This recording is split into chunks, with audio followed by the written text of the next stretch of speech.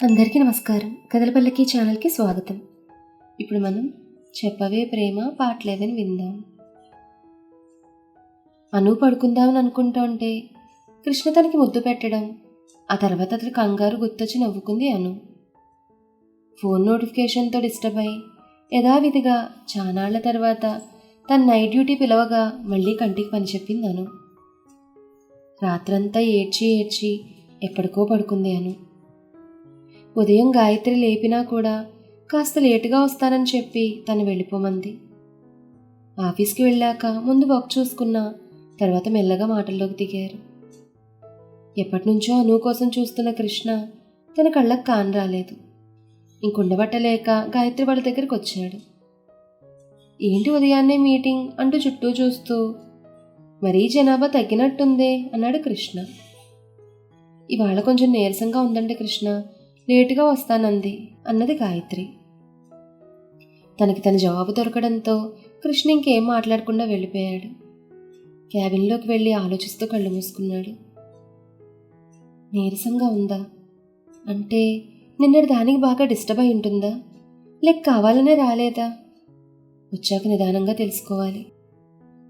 కోప్పడితే విషయం రాబట్టలేం అనుకుని అలా వర్క్ చేసుకుంటున్నాడు. ముందు రోజు అల్లరి గురించి మొదలుపెట్టి భోజనాల వరకు మాట్లాడుకున్నారు బయట జనం. ఇంతలో గాయత్రి మాట్లాడుతూ, మీ ఎంగేజ్మెంట్ ట్విస్ట్ ఏంటంటే అను కృష్ణ ఇద్దరూ ఓపెన్ అయిపోయారు అంది గాయత్రి. అవునా, ఏంటి అనునా అని అడిగింది సాన్వి.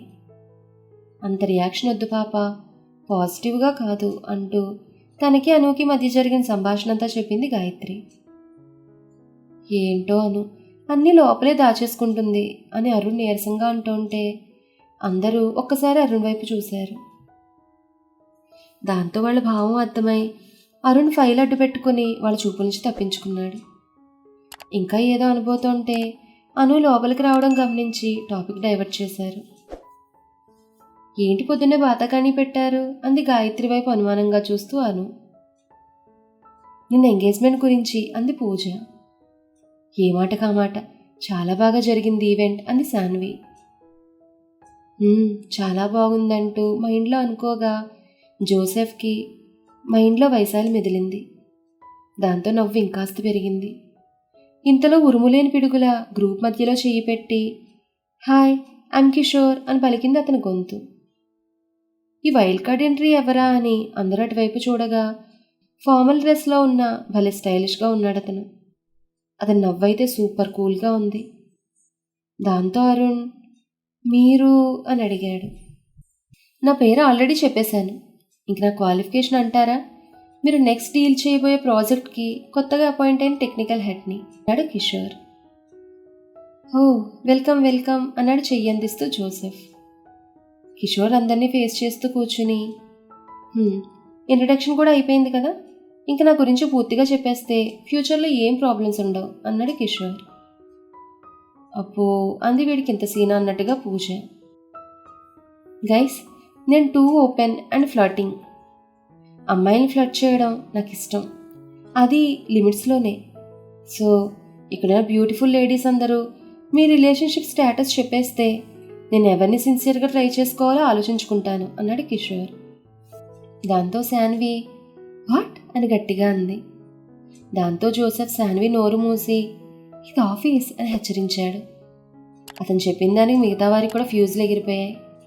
దాంతో జోసెఫ్ భయ్యా ఇది టూ మచ్ అనిపించడంలే అని అడిగాడు. ఇందులో టూ మచ్ ఏముంది బ్రో, అందరితో నవ్వుతూ మాట్లాడడం నాకు ఇష్టం. తర్వాత దాన్ని తప్పుగా తీసుకుని గొడవలు పెట్టుకోవడం కంటే నా గురించి ముందే చెప్పేస్తే ఒక ఐడియా వస్తుంది కదా. అండ్ నేనేమీ వాళ్ళని ఇబ్బంది పెట్టను, జస్ట్ మాట్లాడతానంతే. చాలా క్లియర్గా నిజాయితీగా చెప్పినట్టు అనిపించింది అందరికీ. ఇంట్రెస్టింగ్, బట్ నేను ఆల్రెడీ ఎంగేజ్డ్. నా పేరు గాయత్రి అంటూ చెయ్యందించింది గాయత్రి. దాంతో కిషోర్ ముందుకొచ్చి చెయ్యిచ్చి దట్స్ ది స్పిరిట్ గాయత్రి అన్నాడు. ఆహా గాయత్రి అంటూ సవరించింది. ఇలా కూడా బాగానే ఉంది గాజియస్ అన్నాడు నవ్వుతూ తను. దాంతో గాయత్రి కూడా నవ్వింది. నెక్స్ట్ పక్కనే ఉన్న పూజ వైపు చూపి మరి మీరు అని అడిగాడు. దాంతో అరుణ్ వెంటనే పూజ భుజం చుట్టూ చెయ్యేసి వీఆర్ కపుల్ అన్నాడు. దాంతో కిషోర్ నవ్వుతూ పొసెసివ్ బట్ నైస్ జోడీ మీది అన్నాడు. అందరితో ఇలా మాట్లాడతారు సరే, మీరు కమిటెడ్ కదా అంది అను. నైస్ క్వశ్చన్ మిస్ అంటూ ఆగిపోయాడు కిషోర్. దాంతో అను ఆ అని చెప్పబోతుండగా ఇంతలో కృష్ణ వచ్చి అనన్య అన్నాడు సూటిగా. ఎప్పుడొచ్చాడో తెలియదు కానీ కృష్ణ చెప్పిన దానికి అందరూ చిన్నగా నవ్వుకున్నారు. దాంతో కిషోర్ కృష్ణ వైపు తిరిగి థ్యాంక్ యూ సార్ అని అనుని చూస్తూ ఇంతవరకు ఎవ్వరూ నచ్చలేదు, ఇంతకీ మీ గురించి చెప్పలేదు అన్నాడు. దాంతో అను కృష్ణని చూస్తూ సింగిల్, నాకు కూడా ఎవరు ఇంట్రెస్టింగ్గా అనిపించలేదు అంది. దాంతో కిషోర్ బట్ నిజంగా మీ స్మైల్ చాలా బాగుంది అన్నాడు కిషోర్. ఇలాగే మొదలు పెడతారా అని అడిగింది అను. దాంతో కిషోర్ కూడా ఆ నవ్వులో శృతి కలిపాడు. ఇంకా అనుతో మాటలు షురూ చేశాడు కిషోర్. కానీ ఇక్కడ కృష్ణకి చెప్పలేనంత ఇన్సెక్యూర్గా ఉంది. అరవాలనుంది, కానీ అరిస్తే మళ్ళీ అను మాట్లాడదు. సుముఖం తిప్పేస్తూ అసహనం వ్యక్తం చేస్తున్నాడు. నాకు మీతో మాట్లాడడం నచ్చింది. నెక్స్ట్ మీరు అంటూ శాన్విని చూపాడు కిషోర్. అందరూ వెనక్కి తిరిగి శాన్వి ఏం చెప్తుందో చూసేలోపు ఆ ప్లేస్లో జోసెఫ్ వచ్చి నిలబడ్డాడు. మీకు నా స్టేటస్ కూడా కావాలా కిషోర్? నేనైతే సింగిల్, రెడీ టు మింగిల్ అంటూ సూటిగా చూస్తున్నాడు జోసెఫ్. తర్వాత శాన్వి, జోసెఫ్ ఇద్దరు హైఫై ఇచ్చుకున్నారు. అందరూ కిషోర్ ఫేస్ చూసి గట్టిగా నవ్వుతున్నారు. దాంతో కిషోర్ వెరీ ఫన్నీ, కానీ ఒక్కసారి భయమేసింది అంటూ చెమటలు తుడుస్తున్నట్టుగా యాక్ట్ చేస్తున్నాడు. దాంతో కృష్ణ తన మనసులో వీడికి అలాంటి వాళ్ళని అంటించాలి, వరస్ట్ ఫెలోగాడు అని తిట్టుకుంటున్నాడు. వీడేంటి నిన్నెవరో మాట్లాడాడనే అలా లాక్కొచ్చేసాడు, ఇప్పుడేమో సైలెంట్గా ఉన్నాడు అనుకుంటూ కృష్ణని చూస్తోంది అను. అను అలా చూస్తుంటే కృష్ణ అనుని చూస్తూ నీరసం తగ్గిందా అని సైగ చేశాడు. ఏంటి జ్వరం అంటాడు, నాకెప్పుడు జ్వరం వచ్చింది? ఓహో, గాయత్రి అలా చెప్పిందేమో, అందుకే కామ్గా ఉన్నట్టున్నాడు అనుకుని ఇంకా రిప్లై వస్తుందేమో అని చూస్తున్న కృష్ణకేసి నీకెందుకు అన్నట్టు చూసి ముఖం తిప్పేసింది అను. వెంటపడుతున్నానుగా అలసంతా చూపిస్తోంది అనుకుని మిస్టర్ కిషోర్ అయిందా మీ పరిచయం? ఇంకొస్తే మీ వర్క్ ఏంటో చెప్తాను. కొంతమందికి ఎన్నిసార్లు చెప్పినా డిసిప్లిన్ రాదు అంటూ అను వంక చూస్తున్నాడు కృష్ణ.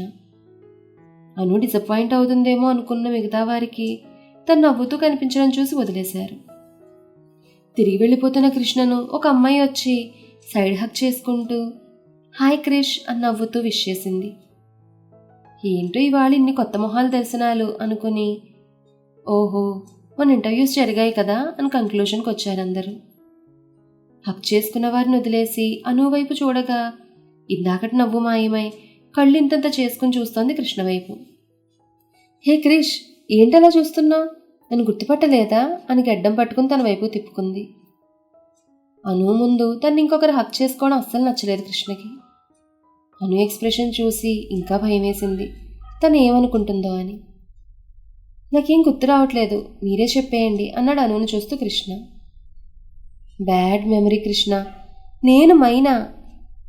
అదే మిమ్మల్ని హైదరాబాద్ మీటింగ్లో కలిశాను, ఇంకా కెనడాలో కూడా మనం 2 months ఒక ప్రాజెక్ట్లో వర్క్ చేశాం, ఇంకా చాలాసార్లు కలిసి అని మైనా మాట్లాడుతుండగా గుర్తొచ్చింది.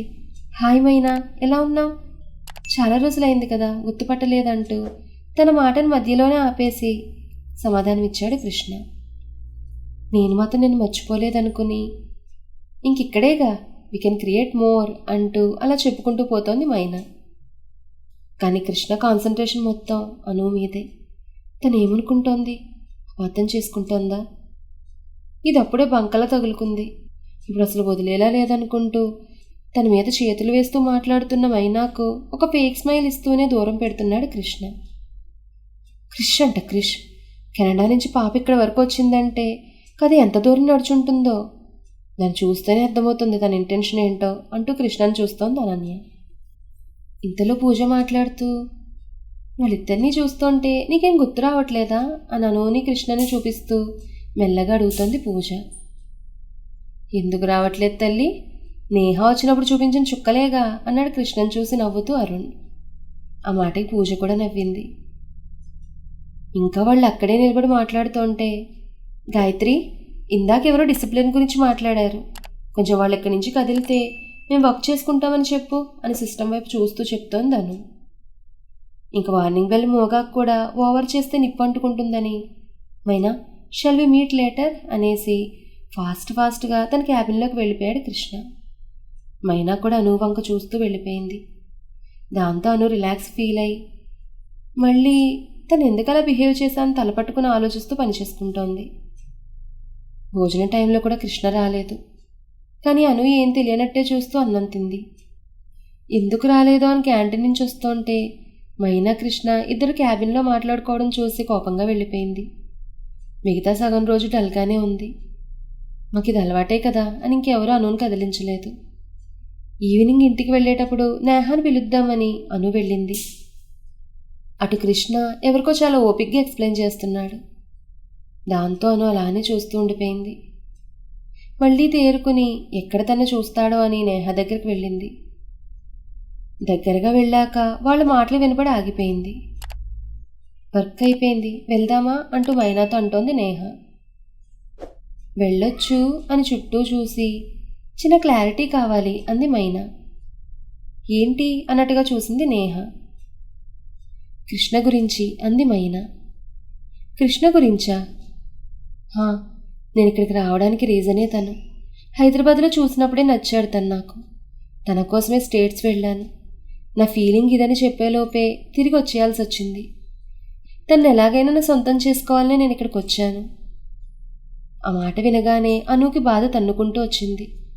అంతలోనే బయటకు రాకుండా ఆపేసింది. నేహ మొత్తం విని అను గురించి చెప్పేయాలని అనుకుంది. కానీ మైనా అది అంటూ నేహ అంటుంటే, నేహ ఇంత లేట్ ఏంటి, రా వెళ్దాం అంటూ తన గురించి చెప్పనివ్వకుండా తీసుకెళ్ళిపోయింది అను. దాంతో మైనా ఛా అంది విసుగ్గా. అను చాలా ఫాస్ట్గా స్కూటీ నడిపి గాయత్రిని రూమ్లో పడేసింది. తీసుకొచ్చింది.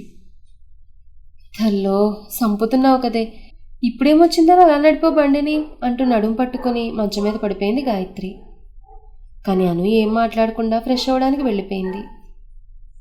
ఇది దీని మూడ్ అనుకుని తల కొట్టుకుంది. తినేసాక గాయత్రి పైకి వెళ్తుంటే తన రూమ్లోనే ఉండమని అను టెర్రస్ మీదకి వెళ్ళింది. అను మాటిమాటికి ఫోన్ స్క్రీన్ కిందకి పైకి అంటూ దాని మీద ఉన్న పిక్ని చూస్తోంది. బాగా గుర్తొస్తున్నావురా ఇవాళ, రేపు నీ బర్త్డే కదా, ఎవ్రీ ఇయర్ కలిసి జరిపేవాళ్ళం.